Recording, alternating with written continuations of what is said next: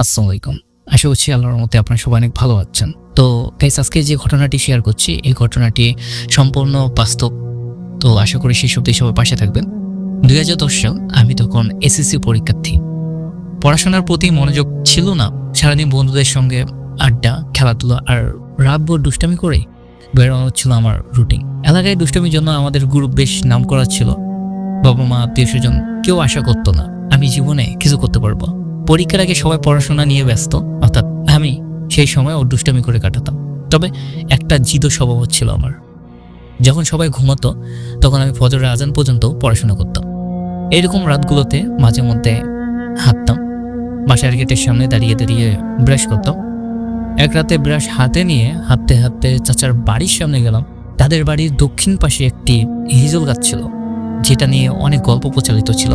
শুনেছি এই গাছে নাকি পানির মধ্যে জন্মায় আর কি, কিন্তু এখানে সেটা শুকনো জমির উপর দাঁড়িয়েছিল। গাছটার নিচে দাঁড়িয়ে একজনকে দেখলাম, মনে হলো আমার চাচাতো ভাই জাহিদুল।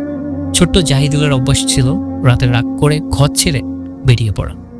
আমি ওকে ডেকে বললাম, জাহিদুল, এত রাতে এখানে কি করছিস? কিন্তু সে কোনো জবাব দিল না।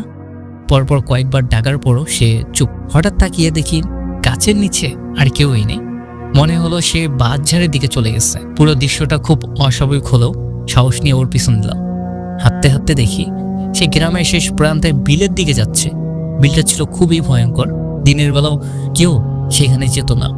বিলের কাছে পৌঁছে আমার হঠাৎ মনে হলো, আমি কি করছি?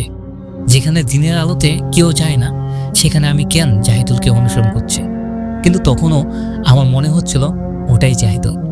সাহস করে ফেরার জন্য পা বাড়ালাম। ফেরার পথে বাঁশঝাড়ের কাছে আসতে মনে হলো গাছগুলো আমার উপর ভেঙে পড়ছে। ভুয়ার আওয়াজ কানে বাজছে। বাতাস তখন নিস্তব্ধ, কিন্তু বাঁশঝাড়ে এক ধরনের ঝড় বইছিল, যেটা আমাকে চারপাশ থেকে গ্রাস করতে চাইছিল। মুখ দিয়ে কিছু বলতে পারছিলাম না, শুধু মনে মনে আয়াতুল কুরসি বলছিলাম। অন্ধকারের মধ্যেখান দিয়ে এগাতে এগাতে দেখি বাজারের সিকিউরিটি গার্ড মোতালেব ভাই টর্চ লাইট হাতে নিয়ে পাহারা দিচ্ছেন। তাকে ডাকার চেষ্টা করলাম, কিন্তু গলা দিয়ে কোনো প্রকার আওয়াজ বের হলো না। ঠিক সেই সময় দূরে মৃদু একটা হাঁচির শব্দ শোনা গেল, যেন অশরীরী কেউ আমাকে ভয় বাড়িয়ে দিচ্ছিল।